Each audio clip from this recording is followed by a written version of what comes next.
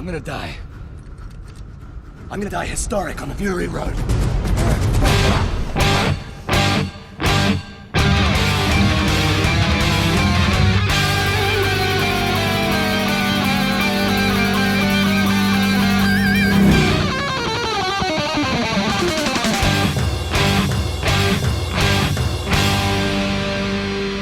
Welcome to the Mad Max Minute, where there's no better goodbye than two badasses nodding at each other in Mad Max Fury Road 1 minute at a time. I'm Rick. And I'm Julia. And today we're talking about minute 113, which begins with the wretched feeding their addiction to water, and it ends with the edge of the elevator plunging us into darkness. Here to help us give the narrative a proper send-off is the terrific trio of Caitlin, Karen, and Liz. Hello, I'm Liz. Hi, I'm Karen.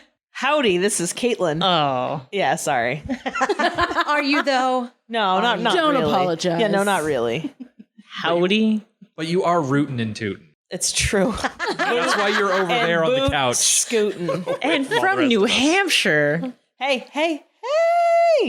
Rick's from New Hampshire. I'm just saying, that's not exactly... Julia lives in New Hampshire. I don't know Not if she's exactly from the New I am Hampshire. not Regional from New language. Hampshire. Where are you from? I'm from Connecticut. Oh. What part of Connecticut? Groton, where the sub base is. Oh, yeah. Neato. I know Well, what there you she's go. up Born base. in Hawaii. Yeah, where's your smart comments about Connecticut, Liz? I'm Huh? being, the original I'm a square guest on state. this show. I will also point out she is no longer in Connecticut. None of us are. That's true. Which is a benefit of where we are right now. Not in Connecticut. I listened to an episode of My Favorite Murder recently, and they got on a joke about some part of Hawaii being much larger than Connecticut, and then for the rest of the episode, the callback was like, like Connecticut. As we start off minute 113, we've got the water falling from the pipes below the Great Emblem, which really they're going to have to renovate that. Just get in there and change it up because that's just old decor. It's a little deathy. Yeah, they need something a little bit newer. Lifey. But what I love about this shot is that there's actually a rainbow. Oh. Now, do we know if that's a before. real rainbow or if they added it in? We added the rainbow in post-production. No, I'm I asking, suspect really. that it's added in because I'm pretty sure the water is added. Yeah, I don't think the water Yeah, that is makes real. that makes sense. Yeah. I don't know what you're If talking the water about. was real, the rainbow would be real. The skull formation very clearly exists somewhere in Australia. Naturally, I have no idea. I don't know about naturally. I'm thinking more like in miniature Oh, that's Oh, yeah, probably that's true. probably true, too. or digital. Yes. Probably digital. And water doesn't scale, so it wouldn't look like this in miniature. The water wouldn't fall this way. No, that's true. Is that true? Yeah. That's very interesting. Yeah, you can't Think out scale of the water. water out of your faucet. It doesn't look like that It's when not it going to falls. look like that coming out of the faucet. No, that's true. It sure doesn't. right. I mean, it did once, but we had to call a plumber, and it was a whole thing. Like, you remember the waterfalls in Star Wars Episode 1, The Phantom Menace? When they're going to Naboo and you see all the waterfalls around the fancy city? I mean, I don't. yeah. That's actually salt being poured on a green screen. nice. Wasn't that whole movie basically green screen? Oh, yeah. Yes. That whole trilogy? In fact, all I Yes. have is salt for that movie on a green screen. Rick, did you learn that on the Star Wars Minute? I'm going to say yes, because I don't remember where exactly I heard that. Well, I'm convinced. Yeah, that's really fascinating. From Alex I love those kind of tricks. Robinson? Yeah, from Pete From- and Alex. From Pete and Alex of We Had Alex on Last Week fame. Oh. oh, nice. Hmm. Getting that Mad Max minute bump for them. 'Cause There we heaven go. knows they don't Yeah. need it. Yes. We need the bump from having Alex on. Anyway, So can we assume that these walkways over to the left of the frame also do not have railings and are not OSHA? Absolutely not. compliant? They might not be Some walkways, of them look though. like they have railings. yeah. Are those Okay. people on there? If you look at the top left corner of the frame, I think there We're are at second 3 two. or 4 people, and I think they're holding on to probably a rope or cable style hand railing. You can just barely see it. I don't think that's OSHA compliant, but OSHA might be amending some of its regulations in the post-apocalypse. Okay, that's fair. I think their personnel level at the moment is just too low to be able to handle this many violations. Yeah, there's got to be a memo somewhere. In light of the imminent downfall of the entirety of civilization, we are willing to relax some unenforceable Unenforceable. Yeah. Oh, I realize I keep saying Indubitably. I realize I keep saying OSHA. That's an American thing. That is an American organization. It's occupational safety, health Organization. Administration. It's the people who make sure that your desks are at the right angle. Australia does have a version of that. Yeah. I Which don't we- remember the acronym because we We did talked about it a discuss long it time in a ago. previous episode. Yeah. Yeah. Was it the last time we were on? Because that would be hilarious. I'm a little hyper fixated on things like railings because I tend to fall. Yes. These things are important to same. you. So we've moved on to second 3. It's Max standing on the elevator behind Furiosa. And I'm actually distracted by the dude all the way to the left standing next to the elevator guard because he looks to me like Chris Christopherson. Oh, I was so distracted by the guy in the Iron Howard the Duck mask. Yeah, I was going to say, I thought you meant the gimp mask guy over here. No, the dude to his immediate right standing just Well, on it the other looks side like of the Cable dude Rock. abides. That's what I'm seeing. A little bit. Like a post-apocalyptic Lebowski. Yeah. Yes. He Wait, believes did in nothing. Capable already find a child to take care of? I think that's just a wretched that's underfoot. No, literally, she's climbing on her. But I just love the idea that she couldn't even get into the Citadel and she's already adopting children. Absolutely. Capable is the type of person that if they still had television, she would be the one standing next to a cage and be like, these children are neglected and hungry, and for 10 cents a day. For the price of a cup of coffee. Yeah. And then it's you singing Sarah McLachlan. That's only for the pets. I have a Kids don't get sidebar. good music like that. Well, they don't have have a pets in the complete- post-apocalypse. They just have an abundance of children. I went to an animal shelter and I very foolishly went into the dog room this one time. You're all coming on this journey with me, and I don't apologize. I've been there. And it's every single cell had the enclosure Yes. had the puppy sitting in the exact center of it, looking up forlornly. And some sadistic motherforker had Sinead O'Connor's Nothing Compares to You playing on a boombox. And I am like the world's ugliest crier. Like if I cry for like an hour later, it's obvious that I've been crying. And I left and everyone from the shelter was like, "Are you all right?" But when I met up with my friends, they looked at me and went, "What did you do?" I went to the dog room and nothing compared to me. I saw a headline earlier today that said that puppy dog eyes are a learned behavior. That does not surprise me. It's not natural to canines. No. I mean, nothing is really natural with canines. We bred it into them. But Capable is definitely House Hufflepuff. Yeah. And that's yeah. cool. But getting back to the minute proper, Yes. we join Max on the elevator and he is standing behind Furiosa and he looks very contemplative. Look at those blue eyes. Look at those pillow lips. Look at that tan line. Yeah, like the goggle tan line? Yeah. Yeah. Look at his baby blues. Look at his lips. Ugh. Look at the scar above his left eye. Oh, that I yeah. like. That I'm all right with. There we go. See? into that. Found something cute. He's man is not a burden on the eyes. I feel like all of his features are very nice, but I don't love them together. Like, I know what you mean, and I agree with I you. can't because there's just thank you. See, there's something about him. Like I love the lips, I love everything, but he's just not my whatever. You're not your cuppa? Cuppa. Oh, do you know what he reminds me of? What? I think it's a Saturday morning breakfast comic strip Yeah. about, if you can find it online by Googling background radiation of my life. But it's a comic book nerd talking with a lady comic book nerd about how Batman is a male fantasy. And if you were going to make him to be, for the female gaze, his eyes would need to be bigger so they could be more expressive. Oh my God. And his lips would have to be more luscious. He looked like a fan drawing of what Batman should look like in the female gaze. Maybe that's why he always wears a mask in his movies. It's just too distracting. Exactly. Can you imagine Bane in The Dark Knight Rises not wearing that mask and looking like this? People would be like, please, take over our city, blow up our stadiums. Your movie experience would be more severe. Max, from that description that you've given me, that he's got a lot of good parts, but altogether maybe not so great, reminds me of the Taco Town sketch from SNL, which is all a bunch of good things. Like tacos are great, pizzas are great, giant pancakes are awesome, but when you mix them all up into one package no. and Put them in fry a tote. and put them in a No. tote full of chili, Oh. maybe not so great. No. No. Listen, first of all, He could get it. I mean, probably. I do play hard to get quite a lot. Yeah. What? Wow.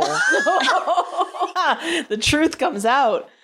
I said nothing to judge. Wow. I don't know. He's just never been my thing, but he's a very good looking man. Yes. I mean, I can recognize when I look at Tom Hardy that he is an attractive man. He's very Daniel Craig-esque in that kind of rugged, similarly Bone shaped structure. head for sure. yeah, he doesn't, get my particular motor running, but I can look at him and appreciate that. That is a damn fine looking man. Yeah, that's yes. This is a really pretty shot in general. The composition of it. This is at second 8 of this minute. The whatever this is coming off of the car. The wretched The leg? thing. Yeah. But there's, I don't know what this is, this bar, but it's got this nice diagonal composition that leads you over to Max, specifically his pillowy lips, but then past him, and he's, got a nice little split in the shot there to the other side with people with the hands in the air, with the happy face and with Capable there. And And then Cher is right over his shoulder. yeah. If I can turn back time. No, she's looking very kind of it's the word, it's only a word I've She's only blissful. ever seen. Is she looking auto-tuned? Beatific? Yeah, be it. I don't know if that's the correct I think it's pronunciation. isn't it just beatific? Beatific? Or beatific? I don't know, but yeah. I just read it. I've never said the word out loud before. apparently. Unenforceable. And then of course she's gone, and now we just have Capable. Capable is gorgeous, by the way. And that number one person in the back. Woo! He's like, play He's Free our foam Bird. Doing the Hamilton point. I have to wonder what is going through Max's head right now, because he's at a crossroads. He could stick around. He could see how this goes. He could disappear into the wasteland again and eventually regress into the kind of person he was at the beginning of the movie. He's wondering if he can get it. Is he capable of settling down? Does he have the ability to stay in one place, or Yeah. is he just so much of a wanderer that he can't stay in one place? Everything he touches eventually turns to shit. If he stays, this is the one good, triumphant thing that he's experienced. And if he stays, he's going to ruin it. Mm-hmm. He's been there as they realize their ultimate goal, and so now he's thinking, crap, I've never been this far into a partnership before. Is he willing to take a relationship to the next level where you're not just work associates, where you're actual acquaintances, or dare I say friends? I wonder also if maybe Karen can help relate as a fellow extreme cultural Catholic. I'm wondering how much he feels like he deserves to stay with the happy ending. Well, I mean, he started this movie as basically a feral animal. His path through this movie has been his redeeming and reclaiming his humanity. True. And now he's back to being a person who can talk. Well done, Max. Good boy. Yeah. So yeah, I don't know. And it's not just the idea of having friends, having acquaintances, but we're paused at second 9. I'm going to click over here to second 10, and Max's gaze flicks over to look specifically at Furiosa. Mm-hmm. She's the one that he has bonded with. Yeah. She is the one that he has come closest to since Jesse, to forming an actual companionship relationship. Yeah.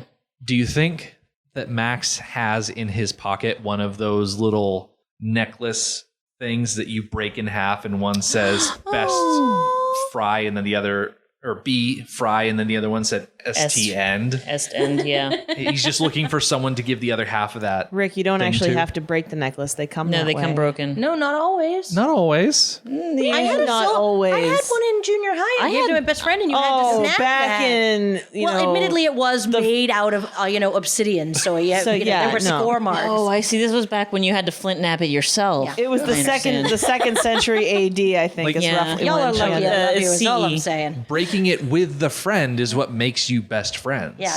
There's also I've a blood literally pact never that you've seen gotta- or heard of this before. I've I only owned at ever least- seen the cheap bullshit that you buy at stores that are already broken. I Well, owned that's at why you least don't go 2 into the quarter versions. machine. Excuse you. I went to the piercing pagoda at my local New Jersey mall. Yeah, I was going to say That's probably where I at got Claire's. mine Yeah. with the snapping that you had to break. I had one that was That's broken way cooler, man. in half, and one that was a three-piece component. Yeah, because I was part of read the a whole fan trio. fiction. Someone like who's that. indecisive. No, well, I mean, there were two people to whom I was a toady. You could be like a thruple. I mean, Yeah, like Harry, Ron, and Hermione. there you go. They were a Yeah, but throuple. really they were a couple and a third wheel. They just didn't know how it was going to go yet. It's me. Aw. Don't worry, you'll be dating your best friend's younger sibling in no time. Yeah, because that's not There's a little awkward at sister all. out there for you. Yikes. Yikes. Why am I thinking of Bioshock? Yeah, I know. I thought the same thing. I wasn't going to bring it up, though. I don't like that. I also wonder, Max is used to being out in the wasteland, fending for himself, fighting for everything. Aside from being around the same group of people for an extended amount of time, could he adjust to a life where food comes from somewhere reliable, water comes from somewhere reliable, Right. where A quiet life. the road warrior doesn't necessarily need to be on the road and he doesn't need to be a warrior? What would he become if he didn't have those two things to define him? I think if he didn't have those things to define him, he would have to finally deal with his grief over Jesse and Sprague. What drove him mad was that he couldn't handle his grief. And he handled that by going out into the wasteland and becoming the Mad Max that we know and have been watching. So if he was no longer out in the wasteland, he would have to face his madness head on. I can relate to keeping moving so you don't actually have to think about the things that are going wrong in your life. Oh, the last thing on earth I ever want to do is be alone with my thoughts. Thank you kindly. Yeah, I'm no, all set. exactly. That's what I mean. Yeah. It actually tracks pretty well with what I understand of trauma. Something that really clicked once. There's this book that I read some years ago that made a lot of things click for me in terms of understanding trauma. And it was a book specifically about military trauma for soldiers who've returned from war and from war zones. Is that the thing about trauma is that in a way, there's not necessarily something wrong with you if you have that kind of trauma. Your body is tuned correctly to a different context. A veteran coming back from a tour in Afghanistan, Iraq, some other war zone, their body has adapted to a wartime environment that their reflexes and their reactions and all their behaviors and senses are attuned to that area. Now you take them back and you throw them back into civilian life, and they're having all the right reactions to the wrong stimuli. So Max would probably have an extremely difficult time adjusting to the quiet life. Well, it's not even just that. I mean, let's look at what he's returning to the beginning. So not only is he returning to the Citadel, but let's remember what he was like when he was at the Citadel. Let's remember what happened to him when he was at the Citadel. I mean, obviously, running from his past trauma, but if he has to go back and really face and metabolize and deal with the trauma that he endured while he was a captive of Immortan Joe, that's a rabbit hole. That's a TV tropes level of you're never getting back. Like, you're going to just start unpacking and you're going to keep unpacking. And Yeah, we don't know how long Max was at the Citadel between him getting brought in, tattooed, and then trying to run away. True. And when we saw him next in the cage, we don't know how long that was. He could have been strung up in that cage for days, to say nothing of being dragged in from the wasteland, tied down, having all your limbs pulled apart, and then having someone tattoo your back. You don't know what they're doing back there. They could be doing a butterfly tramp stamp, or they could be doing an encyclopedia of information on the back. Mm-hmm. They're writing up his ingredients. Yeah. Type O negative. Is that a type of blood? It is Yeah, now. it is. Yeah. That Okay, is a type great. of blood. Is that the in universal fact, receiver? a universal donor. Or donor. Perfect. Hopefully he was then. I believe that's what it said, right? O positive, I believe, is the universal Well, Receiver. receiver. Didn't they labeled him as universal donor, if Yeah. I recall, in his Yes. tattoos? Oh, did they actually? Yeah, yes, Oh, it's written on his God, back. I Actually, thought I what's was written on his being back? clever, but I You did it. Oh, well. And And did now it. you've Those are outed intact. yourself to the world that it's okay. plus, as I keep saying over and over again on this podcast, as we learned from Beyond Thunderdome, Max is a fairy princess, and so he has magical elements to that blood, which It's is why true. Furiosa is able to stand and move around, even though she was stabbed twice and had a collapsed lung. Yeah, and I mean, there's so much about this movie that makes me just like, there's no sterile method, and it makes me so itchy, and everyone has an infection. Everyone is just slowly dying of sepsis. That's what's wrong with the wasteland. Everyone has sepsis. Well, maybe most of the people that we're seeing are the ones who are more resistant to infection. Well, yeah, Because they I mean, survived half the of fire. Everybody died else off is dead. already. Exactly. Yeah. Oh, Mad Max Darwin Award. So we cut away from Max in his contemplative state to this extreme wide shot of the Citadel, which is majestic AF, Yeah, if I do say so myself. it is very. It really is. I do want to know exactly how deep the topsoil on the tops of those buttes is to be able to sustain that level of greenery and how it got up there. There's got to be a lot of composting going on, probably of the very many babies that we've seen the baby Yeah. skulls of everywhere. It's like the Martian. That's where the mother in the deleted scene tossed her baby. It's up there for compost. There's just a Wilhelm scream. Also, I'm going But in baby. hashtag buttes. buttes.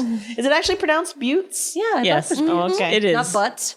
And in my head, it's butts. Yeah. In my heart, it's butts. butts. You talk to anyone in Montana, it's Butte. It's butte. No, it is butte.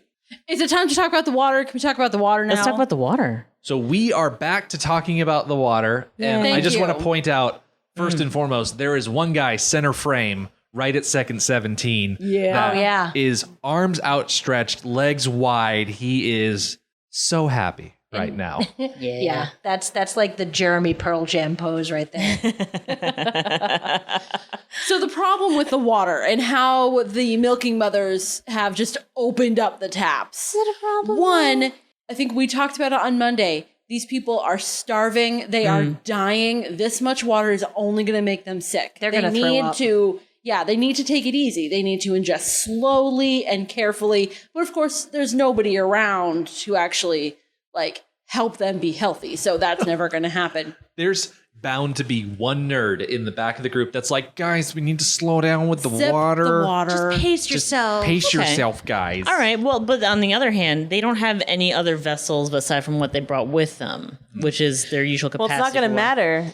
So there's that. There's the fact that they're not. We don't see shots of them just guzzling it up as it falls on them. Right, they're just that's sort of true. soaking it in, and Having a we don't bath. know that they're just going to let it run continuously. They're probably going to shut it down eventually. Oh God, I Well, hope I At hope least so, reduce it to a Yeah. trickle. Because otherwise, aren't they going to be literally swept away by this water if they keep running it like this? Oh, that's possible because the soil's probably not equipped to really soak it up. Maybe that's what's actually happening. We don't see it, but actually what they're doing is washing the peasants away, and they're like, all right, here we go. we got everybody. We'll start employed. again. There's 30 of us. We've got plenty of water. All the important people are up in the Citadel. Yeah, the wretched don't get a vote. You were the one that said so. Yeah. Yikes. Okay, earlier in this movie, when Joe was in charge of the water, he left the valves open for approximately 35 seconds. So as soon as we hit second 24, the water's already been flowing for a lot longer than Joe ever did. What the milking mothers have done, though, if we were to go back to minute 112, but we don't need to do that because I'm just going to say it right now, they only opened up the water halfway.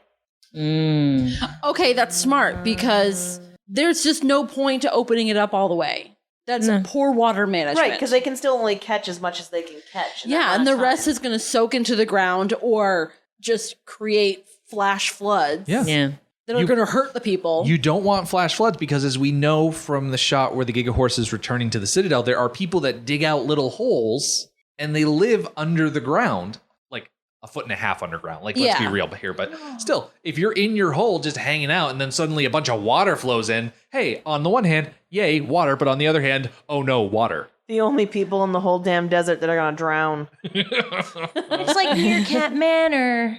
They're living in the desert, little meerkats, like little prairie dogs. I couldn't watch Meerkat Manor. I mean, I'd never seen it. I just imagine, they pop their little heads up.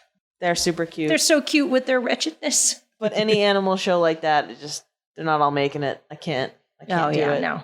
This is Timmy. Don't get attached to Timmy. He's not going to survive the episode. Moving on. We call him Timmy because he falls down a well. R.I.P. Timmy. So we've spent some time with the wretched, with them collecting water. Yep. And we cut back to the elevator. The Giga Horse is on it. There's a bunch of wretched. There's Furiosa and the wives. But as we're looking at this shot, it's a little far away, but you can already tell someone is not on the lift. Okay, how effing high are they right now? Because I have questions. Okay. They're at least high enough that you can't see the heads of any wretched that are still on the ground. Probably like True. 10 feet. It could be an angle No, thing. more It than could be as low as like 4.5, 5 feet, and they're just at the proper angle to not see the heads of other people. I think people would goodness, still be it's more reaching than up if they were that low. Yeah. It could also be like 10, 15 feet. I'd say minimum. I think what we are sadly deprived of is the scene of Max goofy hollering off of that Yeah. elevator. I want to see him land in like the tripod superhero. Superhero landing. Terrible on your knees. I'm imagining just him falling like Wile E. Coyote. Oh, Perfect Max-shaped hole in the ground. Exactly. and a little cloud. Then he holds up a little sign that says, "Yipe." Yep. Actually, maybe that's what happened. Maybe Max didn't really mean to leave. Maybe he just walked and then realized he was no longer on the lift. This is why we have handrails. Looked down, scrambled to get back, but it was too late. He'd already started falling. And at some Opened point, up he with has an to look umbrella. straight into the camera. Yep. No. The guards on the elevator have allowed all these people up there. It must be a new experience for them because typically they will go through and kick people off the elevator as it rises. And so they're probably thinking, wow, this is the easiest elevator rise we've ever had because I haven't had to beat anybody with the butt of my homemade gun. They could probably get used to this type of thing. Do you think they knock one person off by mistake before they remember that they're not like, it's sorry, force a habit. I'm really sorry about your Sorry, Kid. next time we'll get you. Sorry. Do you think they're worried about the wretched pushing them off? I would be. Yeah, I would be too. I agree. If I were the wretched and been living under these circumstances, I would push them off the elevator. Okay, one of the elevator operators, the one who's all the way on the right, does it look to anyone other than me that he's got like a tennis racket slung over one shoulder? Yes, it does look that way. Oh, it Well, he's looks to got me some like sort a of homemade gun. Yeah. Yeah. Yeah. Okay, looking at the wretched in this shot here at second 22, do all of them look fairly young, like kid and parent combos? There do seem to be a lot of very small Yeah. people, for sure. Yeah. Small. Well, they didn't want to put too many adults in the shot because it would hide the Gigahorse. Ha. Good That's point. true. And the Gigahorse is just giving us some gorgeous lines. The Gigahorse just looks like does. a very oversized RC car. Like, it doesn't look like it should be real at all. Should be at a monster rally. Yeah. Coming at you Sunday. It's always Sunday.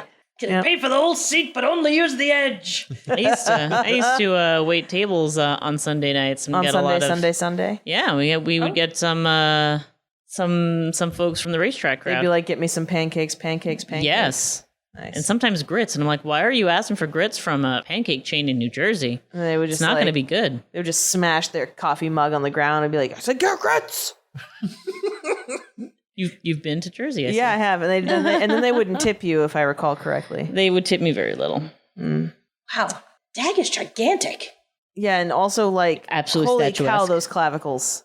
Oh, yeah. There's some really just beautiful lines and shading, and just like these shots are gorgeous. They're like a painting. You know what she is? She's like a real life Amalthea. Oh, from The Last Unicorn. Yeah. Yeah, she could totally do Amalthea. God, I'm just thinking right now, thank God that Disney doesn't own The Last Unicorn, because they would be real life version doing that sucker right now. I don't need it. You would hate it? I don't think I would love it. I don't Well, know. I think we've just reduced the conversation to the two of us, Caitlin. Let's talk more about it, Liz, now. Well, wasn't the main antagonistic force in The Last Unicorn a giant Red Bull? Yes. So if they did do a live action remake of The Last Unicorn, they could do a product tie-in there's a product with Red Bull. It could have True. wings It's true. Red Bull, it forces unicorns into the ocean. and gives you wings. To help And the that's how- forcing of the unicorn. And that's how pegacorns were invented. There's a word for it. Alicorn? I don't think it's pegacorn. No, it's not pegacorn. Pegacorn is Wait, actually a term it? that's used for a Pegasus unicorn. Yeah. Stop, is it really? Yes. I was totally gonna I just thought it tell was people called not an to Google alicorn. that, Yeah, just Pegacorn. for- No, go ahead and That Google does it. not sound like a safe No. Google search. No, it does No. not. Pega what now? Incognito mode. I think it's also called an alicorn, and I'm going to look it up. But, That's fair. All right. I used to know it as a pig of corn, but I mean, it's been many years since I looked at that kind of nerdy crap on the internet. Okay. It is also called an alicorn. Speaking of nerdy crap, Yes. in movies past, Max has sustained certain injuries, including one of his eyes swelling shut. Yeah. And that is the exact sort of situation that Furiosa finds herself in at the end of this movie. And I don't think it's the same eye. It is not. But Furiosa's look is often mirrored of Max. Yes. So it makes sense that it would be that specific eye. So, I wonder how much of this is like, not necessarily a passing of the torch, but like giving, like she's the one being granted the happy ending that he's denying himself. In a way, I think Furiosa is the kind of hero that Max would be in a mirror universe, which is why her shoulder pad is on the other arm, which is why the eye that got swollen shut is the opposite eye that happened to Max. Yeah. Even the side of the vehicle that she drives is opposite to Max because she's the hero from the mirror universe that Max could have been. Oh, I like that. That's And that's interesting. why they work so well together. Yeah. They are so good for each other. They need each other. They complete each other, I think. Mega bros. So imagine meeting somebody who you work well with, who completes you, and then turning around and finding them gone. And it wasn't even that they were romantically interested in each other. They just I worked didn't read that at all. really well. And if the situation was that they did spend an extended amount of time together outside of combat and life-threatening situations, because as we learned from the end of Speed, relationships based on extreme situations don't last. It's true. Once they got a chance to actually get to know each other, it might have turned into something else. But nope. I'm super glad that didn't have a chance to happen, though, because Yeah. to undermine Furiosa after all of her badassery by then just like making her like a romantic interest would be barfy and You don't think unfortunate. that in the rom-com sequel to the ending of Fury Road where Max stays, that Furiosa wouldn't be, for lack of a better term, the top?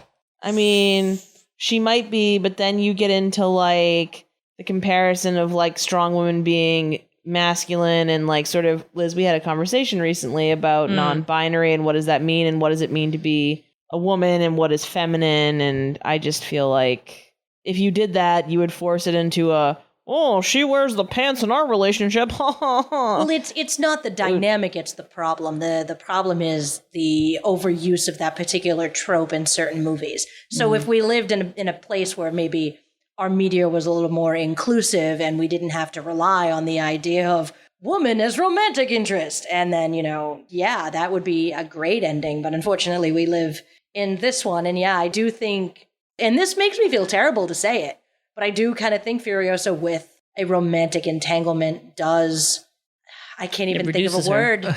I can't think of a word better than emasculates her. And that, I think, is kind of indicative of the problem itself. Once again, my mind immediately goes to an SNL sketch because that's just how my head works. Some people speak in Simpsons references. I speak in SNL references. When Scarlett Johansson was hosting once, they did a sketch where it's like, oh, here is the Black Widow movie. And it was literally just Black Widow dropped Right. into the middle of a rom-com where they're like, Natasha Romanoff thinks she has it all figured out when suddenly she meets so-and-so. Yeah. And she's wearing her Avengers outfit, but with the pink sweater on the top of it, just to feminize her. Yeah. I mean, it's hilarious, but I hate it. Thank you. Furiosa had a really good thing going. Then she met Max. Hijinks ensue. And then you need to have like the needle scratch and Yep. Yeah, I don't know. Where's The needle Furiosa's pink scratches. sweater? The needle scratches and he's holding out the chain. Water. She met the guy of her dreams, but he was anything if not a nightmare. I'm just like picturing her like it's like a montage where he's doing everything wrong. Like she brings him to like meet her parents and like water. yeah, he's just like throwing stuff around and like pointing guns at them and like demanding things. Seconds on the pot roast. It's like the scene. Mrs. Furiosa. It's like the scene from this movie where she brings him to meet her family and he just hangs out in the car, which is what he literally did in this movie. Oh my god. Yes. And he would complain. He'd be like, oh, I have to go see your family. I can picture him. God, I hate him. Good, Max. We're glad you're leaving. We have no room for you here. Furiosa and Capable are going to hook up, and it's going to be gorgeous. Even beyond the problematic aspects of having a female character suddenly switch into love interest, it would feel cheap from Max's arc, too. There's so many different types of relationships that he is lacking in his life. Just having that human contact of a close friend is something that he hasn't even had that. The first tragedy that we experience with Max is him losing his best friend. Yeah. And that leads into the next tragedy of losing his wife and his son. Right. Like you said, there's lots of different kinds of relationships. And Max has found someone that can be a certain type of relationship. And he says no. Nothing compares to Goose. Oh. As we go along in this minute, Furiosa looks over her shoulder, sees that Max is gone, and Capable leaves Furiosa behind to go stand next to Toast, who has this amazing gash in the side of her face from where she was pistol whipped by Joe. Oof. Are we sure that's just not the sharpness of her cheekbone? That's contouring. through. That's contouring is what that is. Contouring, yes. Oh my gosh. And of course, I'm forgetting the name of the youngest wife. She looks like an infant. Is that Cheeto? She's super It is young. Cheeto. Cheeto. She looks All like this an time I've been infant in assuming that. Cheeto was the red-haired one. I know, yeah. right? Cheeto. Is that what you think? Everything of Cheetos? Yeah, Cheeto. What are Yeah. you saying? Cheeto with a D. Oh, well, Cheeto. whatever. They sound the same to me. But she looks look Cheeto. at how baby she looks right now. She's very teeny tiny. Yeah, she looks like a babby. Well, isn't she only like 19 or something? Did we talk about this If that. the first time we were here? character is like 16. But I mean, like the actress And the herself actress- is like still sub 20. I think Yes. when we first talked about this, I think we were Very like, oh much yeah, so. and she's 19 years old, and we were like, ugh, damn kids today. See, And they're here's Toast again with that like tired, knowing face. Yeah, that now face she that's looks seeing, tired.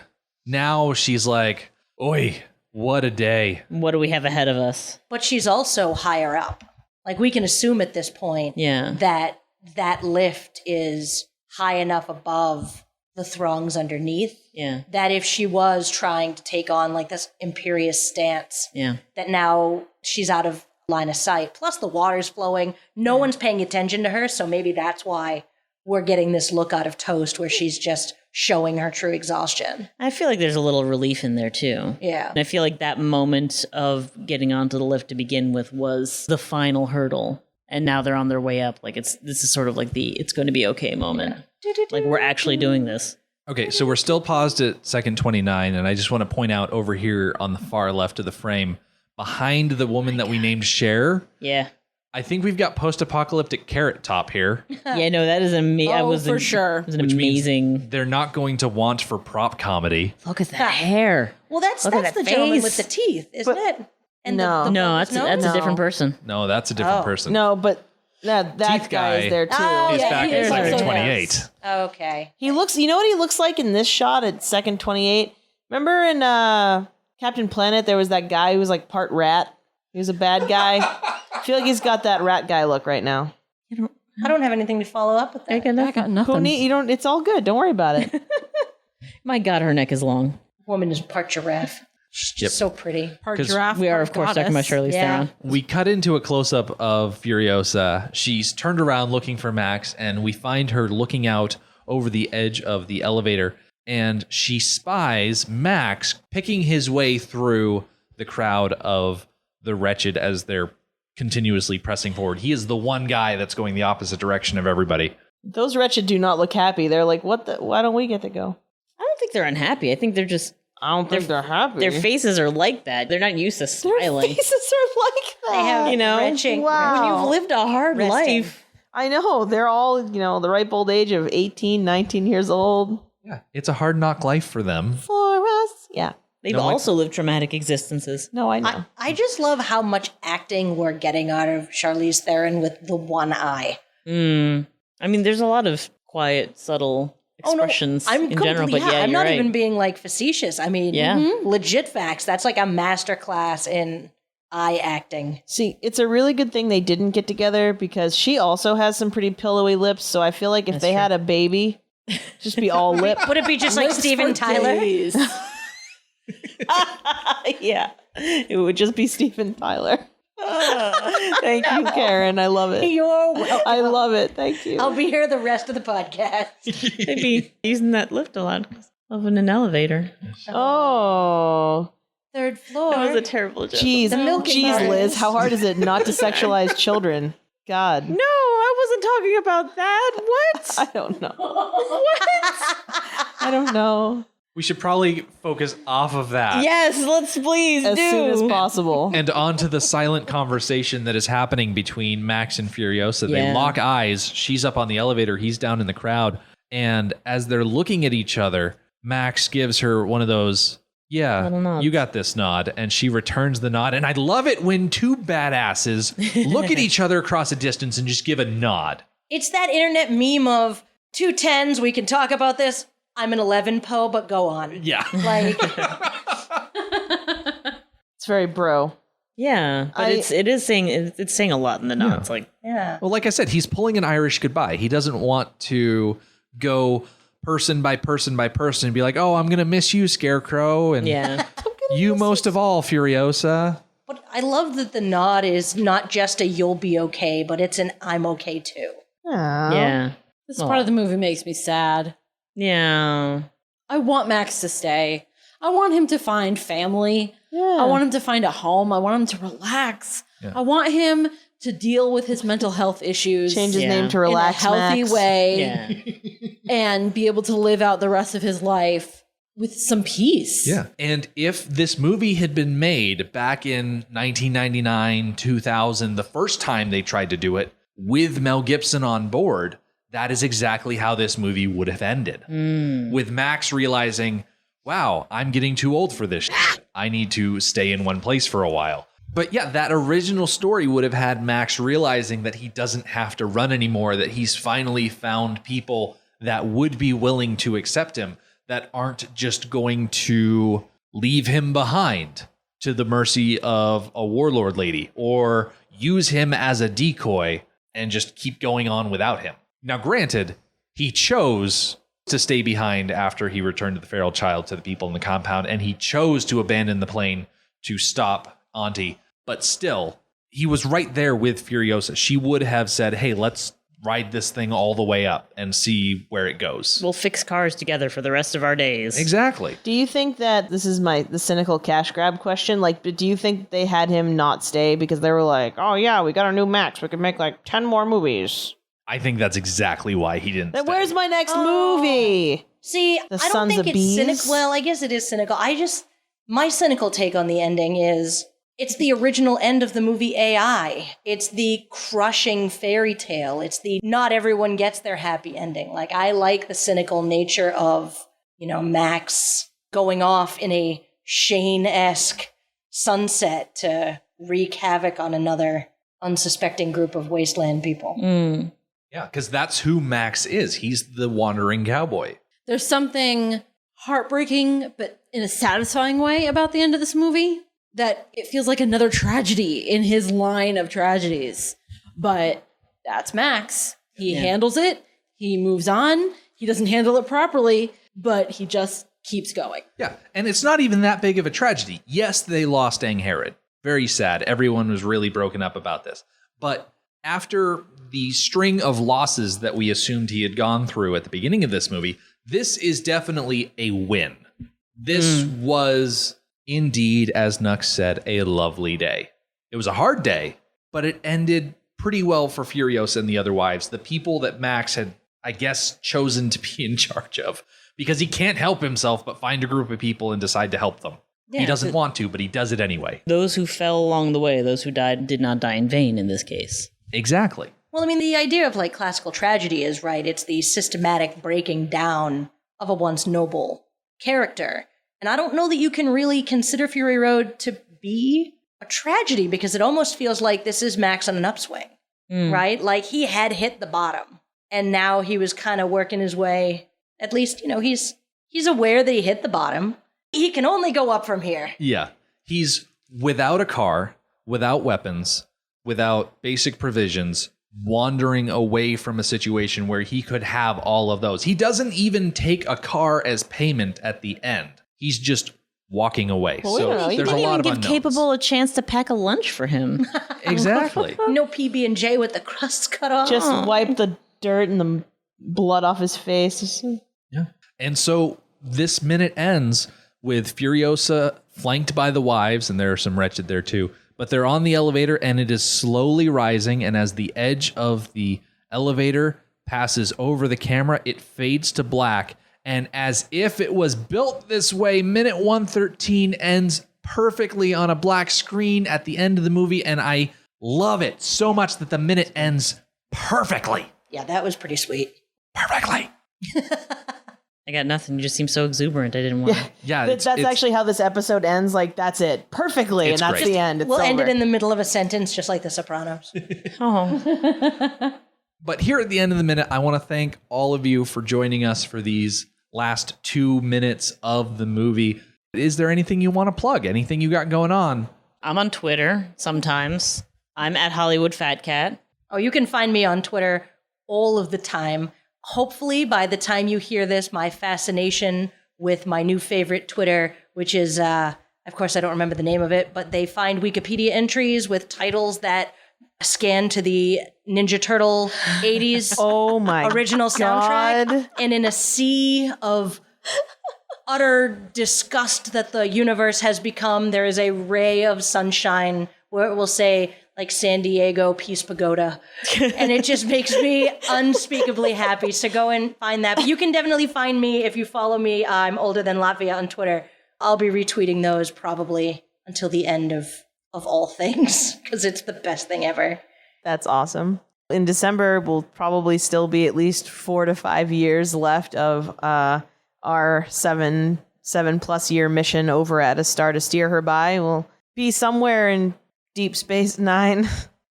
Yes. Trek! Balls Deep Space Nine. Can I say that on this podcast? So a Garrick and Bashir episode is what you're saying. You don't know who those people are. I mean, it's gonna I be guess great. so. I have no idea. It's I gonna be don't know great. anything about Deep Space Nine. Cannot wait. I think the I want only you, when you watch it, to not think Trek. Continue. I'll do my best. Yeah, no, I think the only Deep Space Nine I've seen is Trials and Tribulations, because That's a classic. Tribbles. Yeah. So we'll be doing that over on A Star to Steer Her By. We're SSHB Podcast on Twitter and Tumblr. SSHBpodcast.com is our website, but it's really just a link to our Tumblr. And we're on Facebook, A Star to Steer Her By. Excellent.